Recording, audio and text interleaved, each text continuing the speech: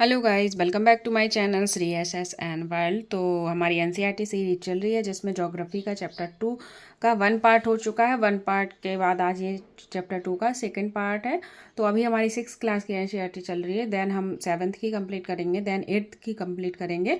And अगर आप लोग की क्वेरी होगी तो मैं प्रीवियस ईयर क्वेश्चन भी इसमें सॉल्व कराऊंगी, जिससे कि आपको कोई भी प्रॉब्लम ना हो। हम चाहते हैं हमारा जो भी बच्चा इस सीरीज से जुड़ा है वो सभी बच्चे अपना सीटेट पेपर 2 जरूर क्लियर करें, ठीक है। तो उसके लिए आपको क्या करना है वो मैं आपको बताऊंगी, कैसे क्या टैकल करें अपने सीटेट को, जिससे कि आपका फर्स्ट टाइम में आज इसका 2nd अटेम्प्ट है, या जो किसी वजह से 1-2 नंबर से रह गया है, क्या गलतियां थी जिसकी वजह से उनका सीटेट पेपर 2 क्लियर नहीं हो पाया है, वो सारी चीज़ें मैं यहाँ क्लियर करने वाली हूँ, ठीक है।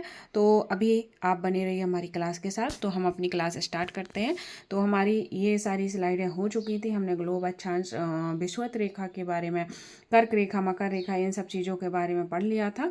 आज हमें पढ़ना था अपने देशांतर के बारे में। तो इसका फर्स्ट पार्ट मैंने डाल दिया है अपने चैनल पर, तो वहाँ से जाके आप लोग देख लीजिएगा और चैनल को सब्सक्राइब कर लीजिएगा, जिससे कि आने वाले वीडियो का नोटिफिकेशन आप तक पहुँच जाए, ठीक है। तो स्टार्ट करेंगे। तो क्या कह रहा है कि देशांतर क्या है, हमें किसका पता लगाना है, हमें अपने देशांतर का पता लगाना है कि देशांतर क्या है, ठीक है। तो हमने कल पढ़ा था वो क्या कहते हैं कल हमने विषुवत रेखा, मकर रेखा और अक्षांश रेखाओं के बारे में पढ़ा था। आज हम पढ़ने वाले हैं हमारे देशांतर के बारे में। देशांतर क्या है, तो देखो हमने क्या किया था कि ये जो रेखाएं हैं, कहाँ है, 1 मिनट, ये जो रेखाएं हमने पढ़ी थी अक्षांश रेखाएं, ये कैसी होती हैं, ये हमारी समानांतर रेखाएं होती हैं। कैसी रेखाएं होती हैं, ये हमारी समानांतर रेखाएं होती हैं, और इनसे भी हमें क्या है, अपनी जगहों का पता लग सकता है। पर जब एक ही जगह पर, यानी कि एक ही स्थान पर, एक ही विषुवत रेखा पर, एक ही अक्षांश पर, एक ही ध्रुव पर कोई जगह हो, तो उस जगह को हम कैसे पता करेंगे। तो उसके लिए हमें कोई कुछ और रेखाओं की ज़रूरत पड़ती है। तो वो रेखाएं कौन सी हैं, तो वो रेखाएं हमारी देशांतर रेखाएं हैं। कैसे, क्या कह रहा है, देशांतर क्या होता है, इस बारे में हम पता करेंगे, ठीक है। किसी स्थान की स्थिति को बताने के लिए उस स्थान के अक्षांश के अतिरिक्त कुछ और जानकारियों की आवश्यकता भी होती है। क्या कह रहा है, उस स्थिति में जो अक्षांश होते हैं, अक्षांश के अतिरिक्त कुछ और किसकी, रेखाओं की क्या होती है, जानकारी की आवश्यकता होती है। क्यों होती है, ये अभी आपको क्लियर हो जाएगा ये डाउट, ठीक है। आप देख सकते हैं कि प्रशांत महासागर में स्थित टोंगा द्वीप। तो गाइस आपको ये चीज़ याद रखनी पड़ेगी कि प्रशांत महासागर में कौन सा है, टोंगा द्वीप है। इससे क्वेश्चन बन सकता है, इसको आप जरूर से अपनी नोटबुक में लिख लीजिएगा। कौन सा, प्रशांत महासागर में टोंगा द्वीप। तो प्रशांत महासागर में कौन सा द्वीप है, टोंगा द्वीप। और हिंद महासागर में स्थित कौन सा, मॉरिशस द्वीप। एक ही अक्षांश पर है, यानी कि एक ही अक्षांश, कौन से, 20 डिग्री दक्षिणी अक्षांश पर स्थित है। कौन सा, प्रशांत महासागर का टोंगा द्वीप, और हिंद महासागर का अपना मॉरिशस द्वीप कौन से अक्षांश पर है, 20 डिग्री दक्षिणी अक्षांश पर स्थित है। उनकी सही स्थिति जानने के लिए क्या पता करना होगा कि उत्तरी ध्रुव और दक्षिणी ध्रुव से जोड़ने वाली संदर्भ रेखा से पूर्व या पश्चिम की ओर इन स्थानों की दूरी कितनी है। तो देखो उनकी जो स्थिति है, देखो क्या है कि उसने कहा कि जो टोंगा द्वीप है और एक हमारा कौन सा, मॉरिशस द्वीप है, ये एक ही अक्षांश रेखा पर है। कहाँ पर है, एक ही अक्षांश रेखा पर है। तो मैं आपको अक्षांश रेखा दिखाती हूँ। ये उसने कहा कि जो टोंगा द्वीप है और जो मॉरिशस द्वीप है, वो एक ही अक्षांश, यानी कि इस रेखा पर है, 20 डिग्री रेखा पर है। इस पे 1 मिनट, इस पे है 20 डिग्री दक्षिणी अक्षांश पर स्थित है। कौन सा द्वीप, मॉरिशस और टोंगा द्वीप। तो अब जब दोनों एक ही अक्षांश पर स्थित हो गए, दोनों एक ही अक्षांश पर स्थित हैं, यहाँ पर स्थित हैं 20 डिग्री दक्षिणी अक्षांश पर, तो हम कैसे पता लगाएंगे कि इस रेखा में कहाँ कौन सा द्वीप स्थित है। ठीक है। तो इसका पता लगाने के लिए हमें कोई और रेखाओं की ज़रूरत पड़ेगी, जैसे कि हमारी देशांतर रेखाएं। तो देशांतर रेखाएं क्या ऐसे चलती हैं, ऐसे उत्तर से दक्षिण की ओर ऐसे जाती हैं, ठीक है। तो वही चीज़ हम क्लियर करने वाले हैं। आई होप आपको क्वेश्चन समझ में आ गया होगा। अक्षांश से हमें क्या पता चलता है कि जैसे कोई चीज़ हमने आगे पढ़ा था, कौन कौन सी चीज़ें पढ़ी थी। एक महाराष्ट्र के बारे में पढ़ा था, ये है महाराष्ट्र का क्या था, ब्राज़ील, और महाराष्ट्र में चंद्रपुर एवं ब्राज़ील, दक्षिण अमेरिका में बेलो हॉरिज़ोंटल। तो ये क्या था, 20 डिग्री उत्तरी अक्षांश पे था और ये 20 डिग्री दक्षिणी अक्षांश पे था। तो इसको हमने जल्दी से बता दिया था क्योंकि अलग अलग था। तो 20 डिग्री उत्तरी अक्षांश पे ये हो गया हमारा, और 20 डिग्री दक्षिणी अक्षांश पर ये देश हो गया था। बट अब क्या कह रहा है कि टोंगा द्वीप और मॉरिशस द्वीप सेम अक्षांश यानी कि 20 डिग्री दक्षिणी अक्षांश पर स्थित हैं। तो अब दोनों एक जगह का तो दो नाम हो, मतलब एक जगह में दो चीज़ें तो हो नहीं सकती हैं, दो देशों की अलग अलग चीज़ें एक जगह तो हो नहीं सकती, अलग अलग देशों में होंगी। तो उन देशों का पता लगाने के लिए उसमें से क्या होते हैं, हमारे देशांतर रेखाएं जाती हैं ऐसे ऐसे। तो अब हम देखेंगे अपनी देशांतर रेखाएं। आई होप आपको ये क्वेश्चन समझ में आ गया होगा। ठीक है। तो ये है हमारी क्या प्यारी सी देशांतर रेखाएं, आप लोगों को दिख रही होंगी।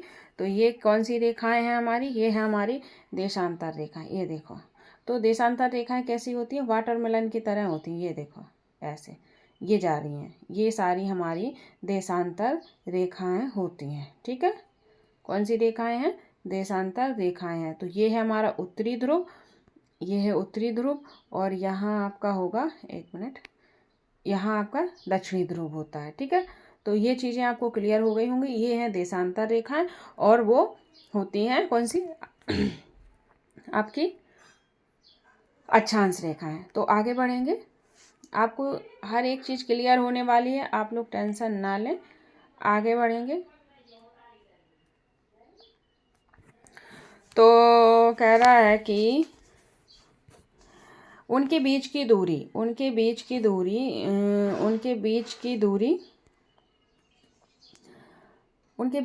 को देशांतर के अंशों में मापा जाता है। जो उनके बीच की दूरी किससे मापते हैं, देशांतर के अंशों में मापा जाता है। प्रत्येक अंश को मिनट में तथा मिनट को सेकंड में विभाजित किया जाता है। इस चीज़ का आप ध्यान रखेंगे।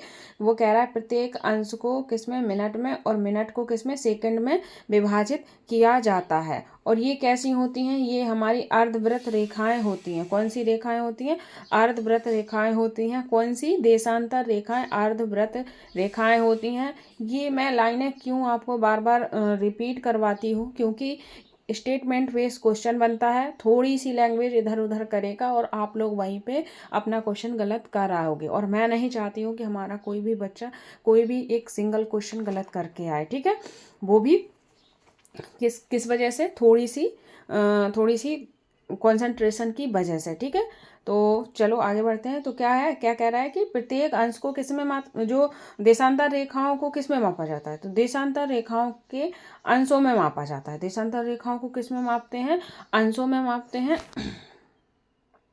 देशांतर रेखाओं को अंशों में मापते हैं, और प्रत्येक अंश को मिनट में तथा मिनट को सेकंड में विभाजित किया जाता है। और देशांतर रेखाएं कैसी होती हैं, अर्धवृत्त रेखाएं होती हैं। उनके बीच की दूरी ध्रुवों की तरफ बढ़ने पर घटती है। तो ये भी स्टेटमेंट में क्वेश्चन बन जाएगा कि जो देशांतर रेखाएं हैं उनकी दूरी क्या होता है, कहाँ की ओर बढ़ने पर, ध्रुवों की ओर बढ़ने पर क्या होती है, घटती है। तो ये चीज़ मैं ये जो अंडरलाइन कर रही हूँ ये बहुत इंपॉर्टेंट चीज़ें हैं, इनसे क्वेश्चन जरूर आएगा। ठीक है, यहीं से क्वेश्चन बनते हैं। आगे बढ़ेंगे, एवं ध्रुवों पर क्या हो जाती है, शून्य हो जाती है। तो उनकी जो दूरी है वो ध्रुवों पर क्या हो जाती है, शून्य हो जाती है। और जहाँ सभी देशांतरीय यामोत्तर आपस में मिलती हैं, या क्या होता है, देशांतरीय यामोत्तर आपस में मिलती हैं। तो आप लोग कंफ्यूज ना हो, मैं अभी ग्राफ में आपको सब चीज़ क्लियर करने वाली हूँ, बस आप स्टेटमेंट ध्यान से सुने।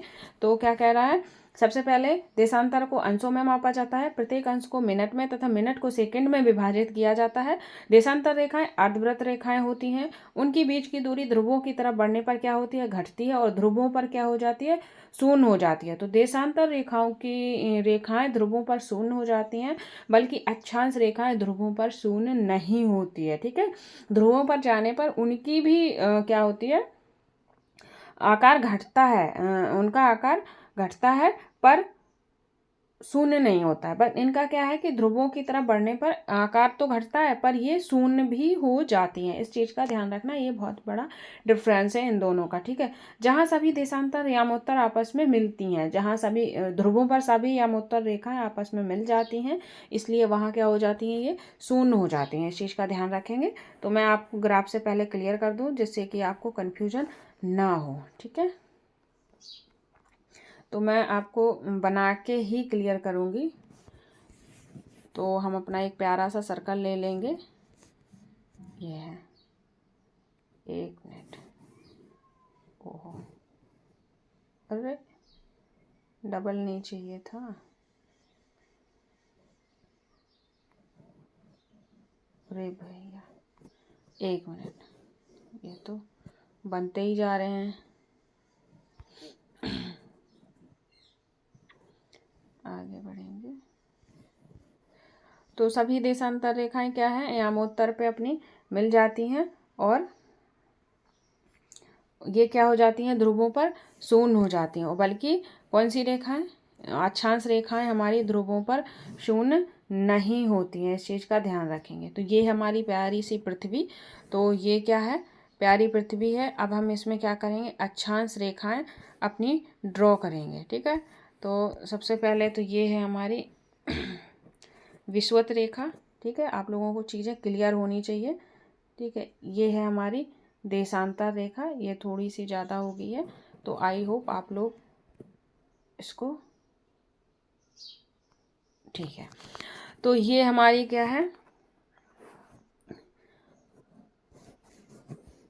अब हम बनाएंगे अपनी देशांतर रेखाएं। ठीक है, तो कलर दूसरा ले लेते हैं जिससे आपको, ये देखो ये ऐसे बनती हैं। ठीक है, ये देशांतर रेखाएं ऐसे जाती हैं, देखो ऐसे जा रही हैं सारी। थोड़ी ड्राइंग में प्रॉब्लम हो सकती है, बस चीज़ें क्लियर होंगी, इतना हमें पता है। ठीक है, ये देखो ये देशांतर रेखा है। तो अब ये क्या है हमारा, ये दक्षिणी ध्रुव है और ये हमारा उत्तरी ध्रुव है। इस चीज़ का आप ध्यान रखेंगे, ये उत्तरी ध्रुव है, ये दक्षिणी ध्रुव है। तो देखो ये ध्रुवों की ओर आने पर, ये देखो ये ध्रुवों पर आ रही हैं तो घट रही हैं, घट के यहाँ क्या हो रही हैं, यहाँ सारी मिल रही हैं, यहाँ सारी मिल रही हैं। तो यामोत्तर पर ये सारी रेखाएं क्या होती हैं, मिल जाती हैं, और यहाँ पे क्या हो जाती हैं, ये शून्य हो जाती हैं। तो इस चीज़ का आप ध्यान रखेंगे। तो ये क्या होती है, ये हमारी यामोत्तर रेखा होती है। कौन सी रेखा होती है, यामोत्तर रेखा होती है। जैसे ये विषुवत रेखा होती है, ये वाली ऐसी ये यामोत्तर रेखा होती है। तो तभी ये कह रहा है कि यामोत्तर पे ये क्या होती हैं, सभी रेखाएं, देशांतरीय रेखाएं मिल जाती हैं, और यहीं ध्रुवों पर ये क्या होती हैं, शून्य हो जाती हैं। तो आई होप आपको ये चीज़ें क्लियर हो गई होंगी। ठीक है, अब हम आगे बढ़ेंगे। अगर कोई चीज़ आपको क्लियर नहीं हो रही है तो आप कमेंट बॉक्स में कमेंट कर दीजिएगा, उसे क्लियर करने की पूरी कोशिश की जाएगी। ठीक है, मैं नहीं चाहती कि आपके कोई भी सिंगल क्वेश्चन गलत हो। ठीक है, तो आगे बढ़ेंगे।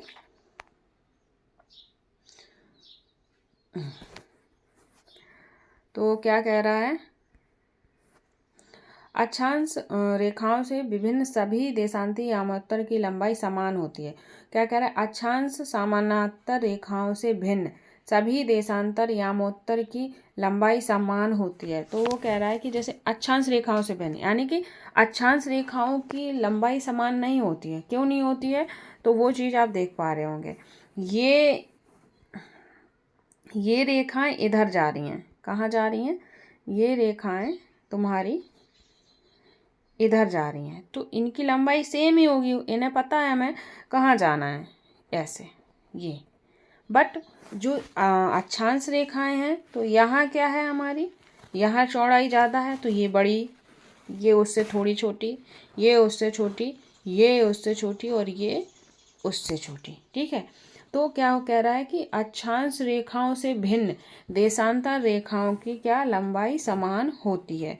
तो ये चीज़ आपको क्लियर हो गई होगी। तो आप ये इससे क्वेश्चन बन जाएगा, क्या अक्षांश रेखाओं की लंबाई सभी की समान होती है? तो समान नहीं होती है। अक्षांश रेखाओं की लंबाई समान नहीं होती है, बल्कि किसकी समान होती है?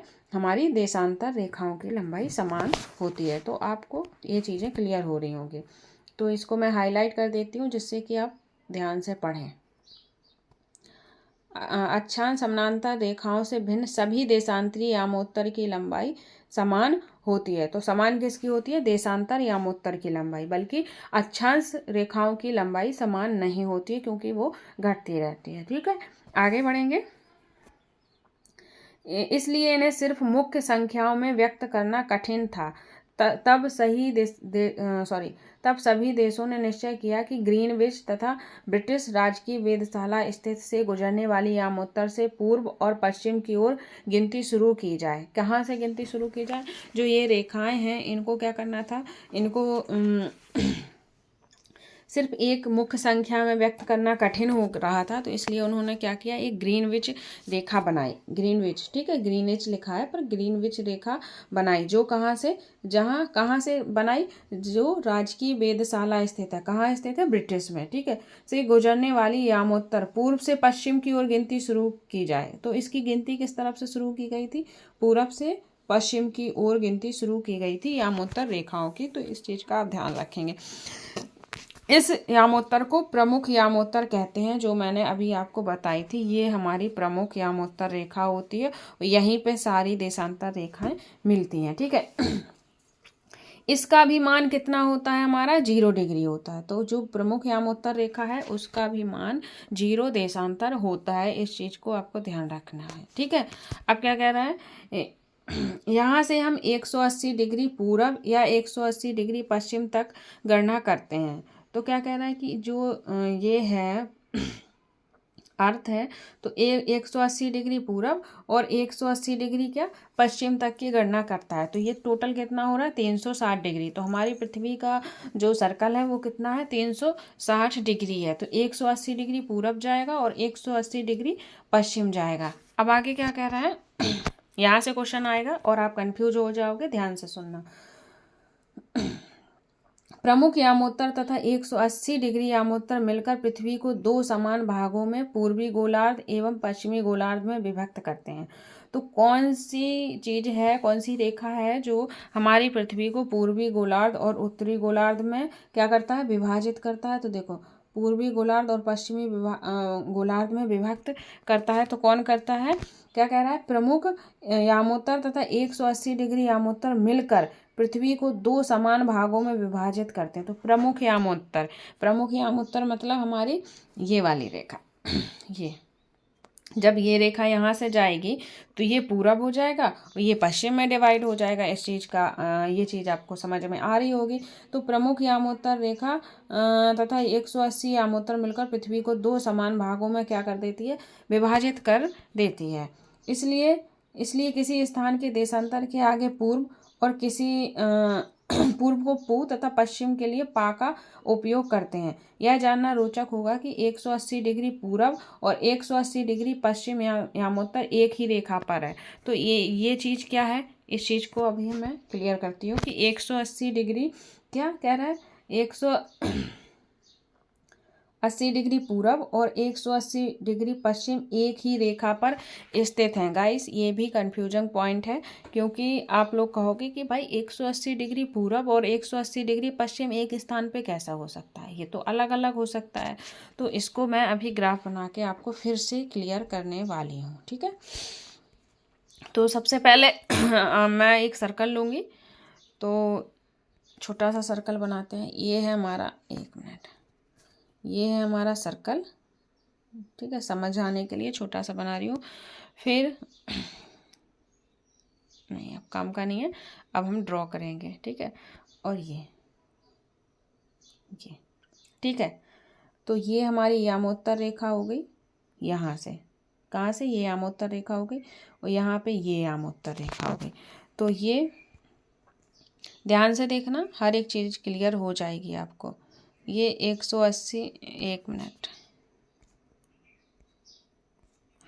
180 डिग्री क्या है, पूरब हो जाएगा, और ये 180 डिग्री पश्चिम हो जाएगा। तो ये 180 डिग्री पूरब हो गया और ये 180 डिग्री आपका पश्चिम हो गया। ठीक है, इस चीज़ का ध्यान रखेंगे। और यहाँ पे तो ये देखो, ये पृथ्वी है, ये हमारी पृथ्वी है, ये गोल है, ये क्या है, गोल है। तो ये जो रेखाएं गई है, मान लो ये पृथ्वी, ये मैंने ऐसे इस पृथ्वी को क्या किया, खोल दिया पूरा ऐसे, ये खोल दिया। ठीक है, तो ये 180 डिग्री पूरब वाला भाग इधर आ गया, 180 डिग्री पश्चिम वाला भाग इधर आ गया। ये हमारी जीएमटी रेखा हो गई, यानी कि ग्रीनविच रेखा हो गई। जब इनको हम ऐसे फोल्ड कर देंगे, यानी कि इस रेखा को जब हम आपस में मिला देंगे, फोल्ड कर देंगे, तो ये कैसी हो जाएगी, हमारी गोल हो जाएगी। यानी कि इस रेखा को ऐसे मिला दिया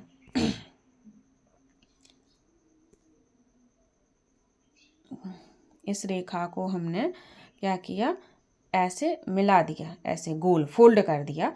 तो ये क्या होगी, ये दोनों रेखाएं मिल जाएंगी ना, ये दोनों रेखाएं मिल जाएंगी, तो पूरब और पश्चिम क्या होगा आपका, एक ही रेखा में हो जाएगा। तो आई होप आपको क्लियर होगा। अगर क्लियर नहीं हो रहा तो एक कागज़ लीजिए, कागज़ को पहले खोल लीजिए। जैसे ही आप कागज़ को खोलेंगे तो एक साइड 180 डिग्री पश्चिम हो जाएगा और एक साइड 180 डिग्री क्या हो जाएगा, पूरब हो जाएगा। और जब उस कागज़ को आप गोल गोल रोल कर देंगे, गोल रोल करेंगे, तो वो 180 डिग्री पूरब और 180 डिग्री पश्चिम एक ही रेखा पर आ जाएगा। तो आई होप आपको ये चीज़ें क्लियर हो गई होंगी। ठीक है, तो देखो ये आमोत्तर रेखा है, तो यहीं पर तुम्हारा 180 डिग्री पूरब और 180 डिग्री पश्चिम है। ठीक है, लेकिन जब इसको आप क्या करोगे, खोल दोगे, क्या करोगे, खोल दो, ऐसे पृथ्वी को ऐसे खोल दोगे, ऐसे ऐसे खोल दोगे, तो क्या बन जाएगा तुम्हारा, इधर को ऐसे खोल दोगे तो क्या होगा, पूरब वाला पार्ट इधर खुल जाएगा और पश्चिम वाला इधर खुल जाएगा। और जब इसको ऐसे फोल्ड कर दोगे कागज़ को या पृथ्वी को गोल में, तो आपका पूरब और पश्चिम वाला भाग यहीं मिलेगा ना, यहीं मिलेगा ना। तो वही चीज़ कह रहा है कि जो 180 डिग्री पूरब है और जो 180 डिग्री पश्चिम है, वो क्या कहाँ होते हैं, वो आपके एक ही स्थान पर होते हैं, एक ही रेखा पर होते हैं। तो आई होप आपको चीज़ें क्लियर हो गई होंगी। 180 डिग्री पूरब, 180 डिग्री पूरब और 180 डिग्री पश्चिम यामोत्तर एक ही रेखा पर स्थित है। ये लाइन राइट है। तो अगर क्वेश्चन आता है तो आप ये क्वेश्चन को राइट करके आएंगे। ठीक है, आगे बढ़ेंगे। एक ग्लोब पर अक्षांश समानांतर रेखाएं एवं देशांतरी यामोत्तर द्वारा बनी ग्रिड को देखो। तो ग्रिड क्या होती है बताइए, ग्रिड क्या है। अब आपको मैं ग्रिड बताती हूँ। मान लो ये है, ये क्या है, ये देखो, ये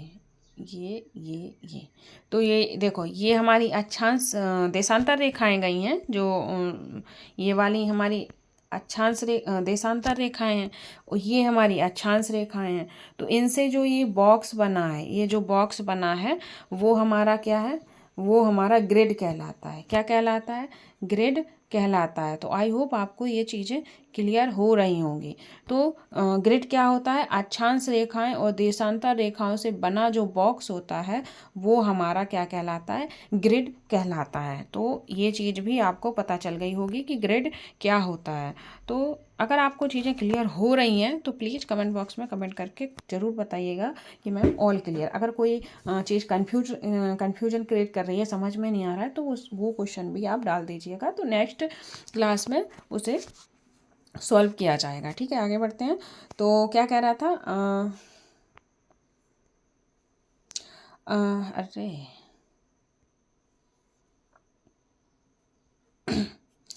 अब ग्लोब पर अक्षांश समांतर रेखाओं में देशांतरी यामोत्तर द्वारा बनी ग्रिड को देखो। तो ग्रिड आपको समझ में आ गई है, ग्रिड क्या होती है मैंने अभी आपको बता दिया है। अगर आपको किसी स्थान के अक्षांश एवं देशांतर की सही जानकारी हो तो ग्लोब पर आप उस स्थान का पता आसानी से लगा सकते हो। जैसे उदाहरण के लिए असम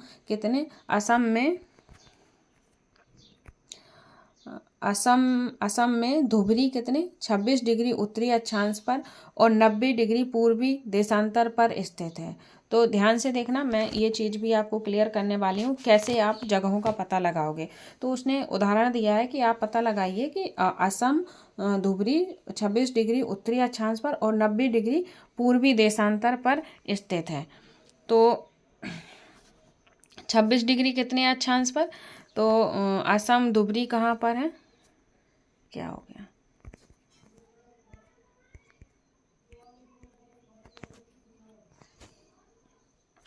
ठीक है, तो असम में धुबरी 26 डिग्री उत्तरी अक्षांश पर। तो ये हमारा ये इधर का हमारा दक्षिणी अक्षांश है, इधर दक्षिणी है और इधर उत्तरी है।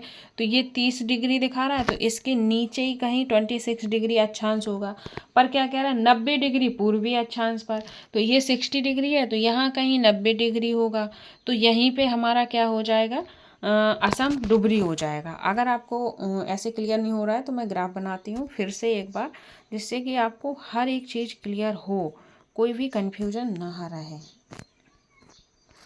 तो ये है हमारा प्यारा सा सर्कल। तो यहाँ से हमारी जा रही है यामोत्तर रेखा है, ये हमारी विषुवत रेखा है। ठीक है, अब वो कह रहा है 26 डिग्री उत्तरी अक्षांश पर। कितने डिग्री? तो 26 डिग्री उत्तरी अक्षांश पर। तो ये है हमारी उत्तरी अक्षांश रेखाएं, ये दक्षिणी अक्षांश रेखाएं हैं। तो ये ठीक है, अब वो कह रहा है 26। अब कौन सी रेखाएं पता करना है? अब हमें करनी है कौन सी? देशांतर रेखाएं। तो ये हमारी देशांतर रेखाएं, एक मिनट,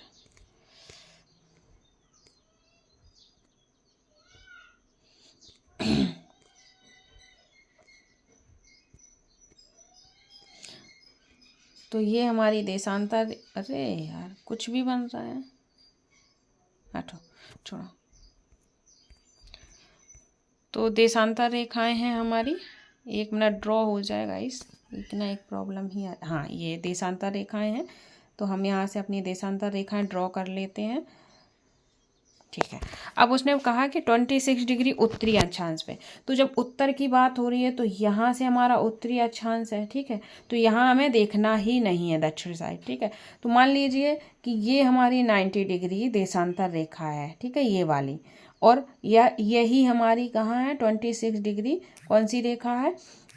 उत्तरी अक्षांश है। तो जब 20 डिग्री उत्तरी अक्षांश वाली रेखा ये हो गई, यही 90 डिग्री देशांतर रेखा है, तो हमारा डुबरी असम कहाँ पाया जाएगा? यहीं पाया जाएगा। तो इस तरह से हम जगहों का पता लगाते हैं। तो आई होप आपको जगह का पता लगाना भी क्लियर हो गया होगा। आगे बढ़ते हैं।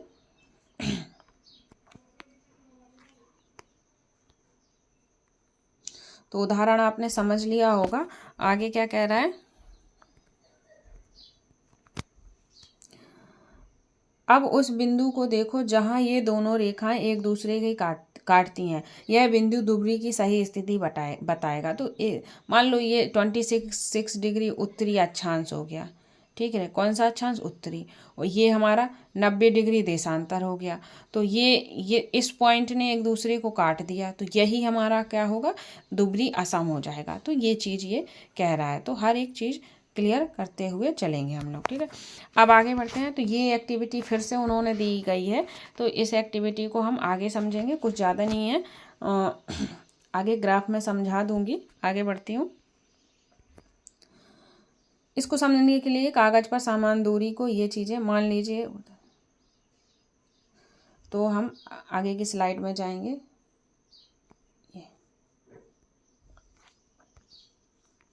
ये मैप है। ठीक है, ये मैप आप लोग ध्यान से देख लीजिएगा, क्योंकि इसमें आपको प्रशांत महासागर, हिंद महासागर, प्रशांत महासागर है तुम्हारा, फिर कौन सा सागर हो जाएगा? ये अटलांटिक महासागर है आपका, है, और फिर हिंद महासागर हो जाएगा ये, और ऐसे करके आपके सारे यहाँ पे क्या दिए गए हैं? महासागर दिए गए हैं, द्वीप दिए गए हैं।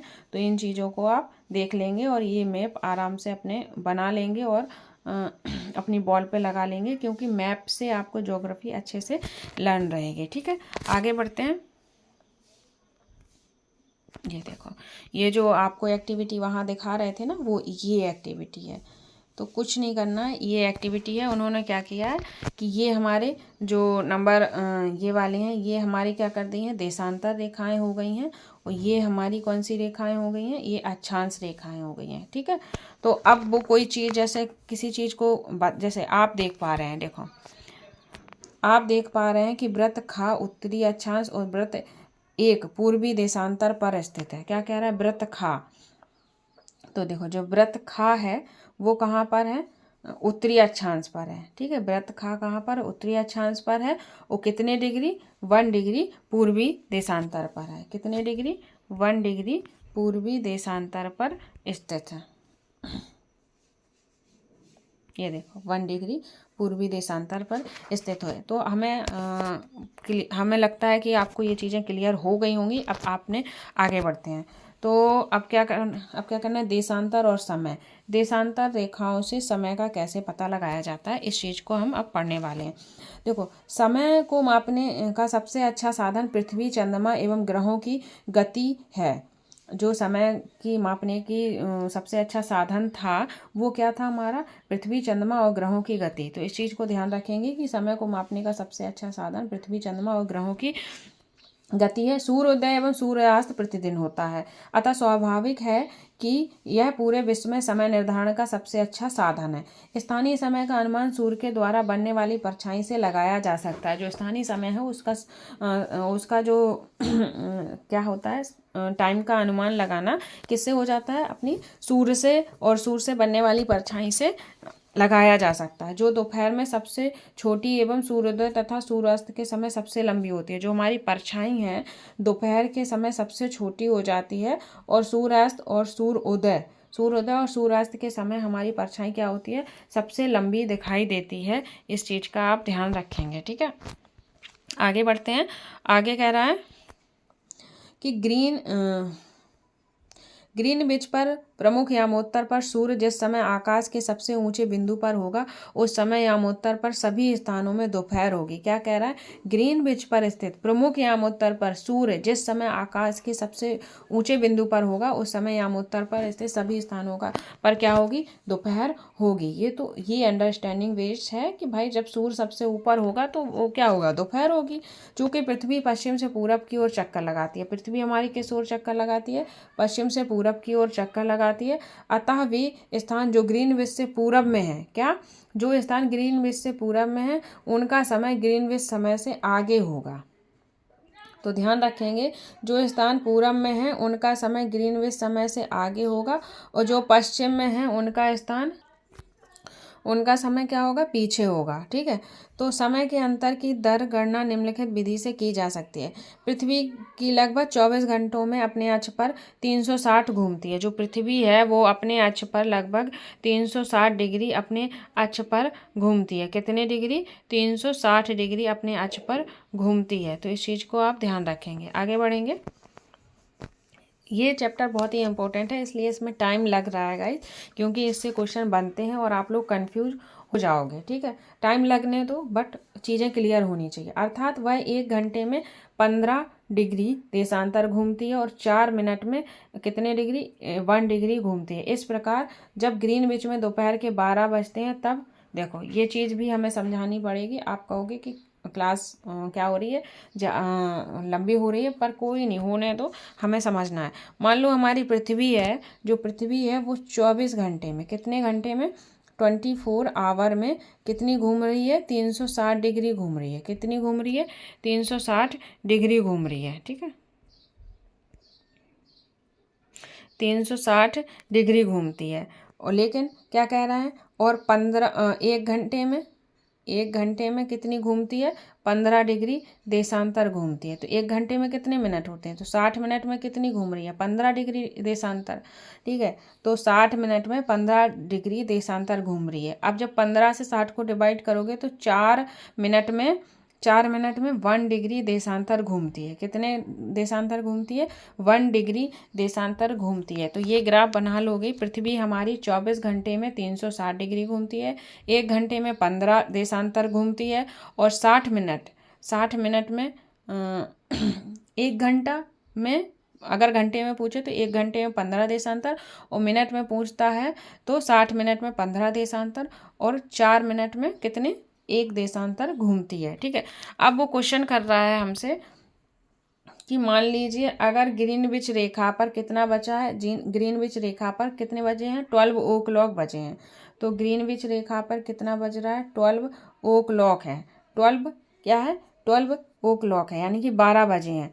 तो 15 डिग्री पूर्व, यानी कि 15 डिग्री पूर्व चले हम, कितना 15 डिग्री पूर्व चले। तो 15 डिग्री पूर्व चलने पर हमारा क्या समय होगा? तो आपको पता है 15 डिग्री कितने घंटे में घूमती है?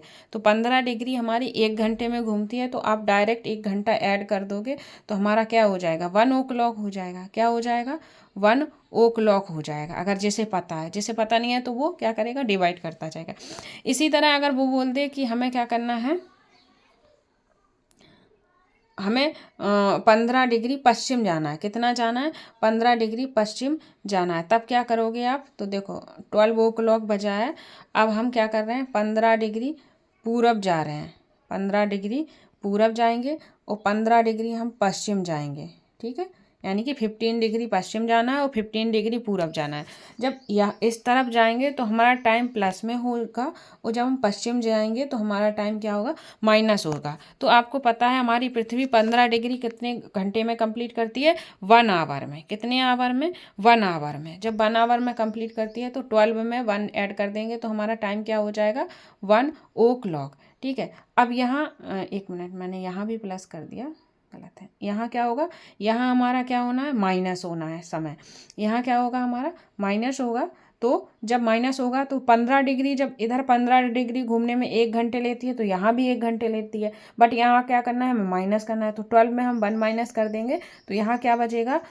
11 o'clock। आई होप आपको ये चीज़ें क्लियर हो रही होंगी। अगर नहीं हो रही है तो नेक्स्ट क्लास में और मैं अच्छे से समझाने की कोशिश करूँगी, ठीक है। अभी हम अपना ये चैप्टर कंप्लीट करते हैं। अगर नहीं होता है तो कमेंट बॉक्स में कमेंट कर दीजिएगा, मैं अगले चैप्टर में ये सारी चीज़ें क्लियर करूँगी, ठीक है। आगे बढ़ते हैं। वैसे तो मैंने कोशिश की है कि सारी चीज़ें क्लियर हो जाए, फिर भी अगर कोई डाउट रहता है तो आप कमेंट कर देना, जिससे सब चीज़ें क्लियर हो जाएंगी आपकी, ठीक है। तो वही चीज़ें मैंने बताई है कि जब 1 घंटा हम क्या करेंगे? आगे जाएंगे तो 1 बजेगा, 15 डिग्री जब हम पश्चिम जाएंगे तो 1 घंटा पीछे हो जाएगा, तो हमारा क्या हो जाएगा? 11 बज जाएगा। इसी प्रकार ग्रीनविच पर 12 बजे होंगे, उस समय 180 डिग्री पर मध्य रात्रि होगी। क्या होगी? मध्य रात्रि होगी। जब ग्रीनविच पर क्या होगा? ग्रीनविच पर 12 बजे होंगे तो उस समय 180 डिग्री पर क्या होगी? मध्य रात्रि होगी। इस बात का आप ध्यान रखें। आगे बढ़ते हैं। किसी भी स्थान पर जब सूर्य आकाश में अपने उच्चतम बिंदु पर होता है दोपहर में, उस समय घड़ी में दिन के 12 बजे होते हैं। तो भाई कहीं भी हो, जब सूर्य अपने सबसे ऊपर पीक पॉइंट पे होगा तो वहाँ क्या होगा? दोपहर के 12 बजे होंगे, ये तो सबको पता है। इस प्रकार घड़ी के द्वारा दिखाया गया समय उस स्थान का स्थानीय समय होगा। आप देख सकते हैं कि दिए गए देशांतर यामोत्तर पर सभी स्थानों का स्थानीय समय क्या है? समान है। क्या है? स्थानीय समय समान है। आगे बढ़ेंगे। हम मानक समय क्यों मानते हैं? अब आगे कह रहा है कि हम मानक समय क्यों मानते हैं, मानक समय की हमें क्या ज़रूरत पड़ी, मानक समय हम क्यों मानते हैं, तो किस लिए माना जाता है, इस चीज़ को हम देखेंगे। अलग अलग यामोत्तर पर स्थित स्थानों के स्थानीय समय में अंतर होता है। तो देखो हर जगह का स्थानीय समय अलग अलग होता है, तो इसलिए हमें यामोत्तर यानी कि अलग अलग स्थानों की ज़रूरत पड़ी। ये देखो, उदाहरण के लिए बहुत से देशांतरों से होकर गुजरने वाली रेलगाड़ियों के लिए समय सारणी तैयार करना कठिन होगा। भारत में गुजरात के द्वारका तथा असम के डिब्रूगढ़ का स्थानीय समय में लगभग कितना? 1 घंटे 45 मिनट का अंतर है। तो आप ध्यान रखेंगे, भारत में गुजरात के द्वारका और असम के डिब्रूगढ़ के स्थानीय समय में कितना अंतर है? 1 घंटा 45 मिनट का अंतर होगा। तो इस चीज़ का ध्यान रखेंगे। इसलिए 1 मिनट, इसलिए आवश्यक है कि देश के मध्य भाग से होकर गुजरने वाली किसी यामोत्तर के स्थानीय समय को देश का मानक समय माना जाए। इस यामोत्तर रेखा के स्थानीय समय को पूरे देश का मानक समय माना जाता है। तो भारत की मानक रेखा क्या है? 82.5 डिग्री पूरब को यामोत्तर माना गया है। तो भारत की मानक समय रेखा कितने डिग्री है? 82.5 डिग्री है। ये ध्यान रखेंगे, यहाँ से क्वेश्चन आता है। इस यामोत्तर के स्थानीय समय को पूरे देश का मानक समय माना जाता है। इसे भारतीय मानक समय के नाम से जाना जाता है। किससे जाना जाता है? तो भारतीय मानक समय। तो भारतीय मानक समय कितने रेखा पर है? 82.5 डिग्री रेखा पर है। अब देखो, कबीर भोपाल के निकट एक छोटे से नगर में रहता है। वह अपने मित्र आलोक से कहता है कि वे लोग आज रात्रि में नहीं सो पाएंगे। भारत एवं इंग्लैंड के बीच क्रिकेट मैच लंदन में 2 बजे अपराह्न मतलब दोपहर में शुरू होगा, अर्थात भारत के समय अनुसार शाम के 7:30 बजे। देखो वहाँ 2 बजे दोपहर में हो रहा है, ठीक है। तो 2 बजे से क्या है 5.5 डिग्री प्लस कर देंगे तो हमारा क्या हो जाएगा समय 7:30 बज जाएंगे। तो जब 7:30 बजे शुरू होगा तो देर रात्रि को क्या होगा समाप्त होगा। इसलिए भारत और इंग्लैंड के बीच समय में क्या अंतर है, तो ये अंतर हो जाएगा, ठीक है। आगे बढ़ेंगे। भारत ग्रीनविच के पूर्व 82.5 डिग्री पूर्व में स्थित है तथा यह यहाँ का समय ग्रीनविच समय से 5:30 यानी कि 5 घंटा 30 मिनट यानी कि 5.5 घंटा आगे है, जो मैंने अभी बताया था आपको ऊपर क्वेश्चन में। तो जब 2 बजेंगे और 2 बजे लंदन में है, जब भारत आएंगे तो 2 में 5.5 घंटे यानी कि 5 घंटा 30 मिनट ऐड कर दोगे तो 7:30 बज जाएंगे, ठीक है। तो मैंने टाइम निकालना आपको समझा दिया है और आप आई होप आपको चीज़ें क्लियर हो रही होंगी और समझ में भी आ रही होंगी, ठीक है।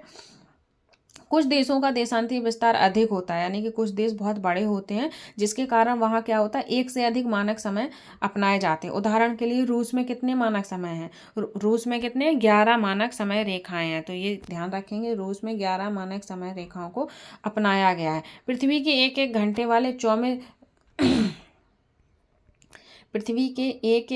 वाले 24 समय क्षेत्रों में बांटा गया है। इस प्रकार प्रत्येक समय क्षेत्र को 15 देशांतर तक के क्षेत्र को घेरा जाता है। जो पृथ्वी की क्या किया गया है उन्होंने ध्यान से देखना, पृथ्वी को एक घंटे वाले 24 समय क्षेत्रों में बांटा गया है।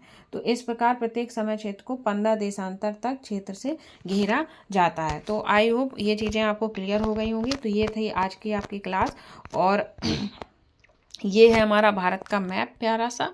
तो यहाँ पे हमारी गई है ये है हमारी मानक या उत्तर रेखा, ठीक है। और ये है हमारा 97 डिग्री पूरब और 68 डिग्री पूरब, ये दोनों पूरब में ही हैं क्योंकि हमारा भारत कहाँ पर है, पूर्वी अक्षांश पर स्थित है, ठीक है। तो आई होप आपको चीज़ें क्लियर हो रही होंगी। अगर चीज़ें क्लियर हो रही हैं तो प्लीज़ चैनल को लाइक करें, शेयर करें एंड सब्सक्राइब करें, जिससे आने वाले वीडियो का नोटिफिकेशन आपको मिल जाए। तो ये थी आपकी आज की क्लास और अपना प्यारा सा कमेंट ज़रूर छोड़ दें। और जो बच्चे सीटेट पेपर 2 की प्रिपरेशन कर रहे हैं SST की, तो उन्हें ये क्लास शेयर ज़रूर कर दें। So thank you guys, take care and bye bye.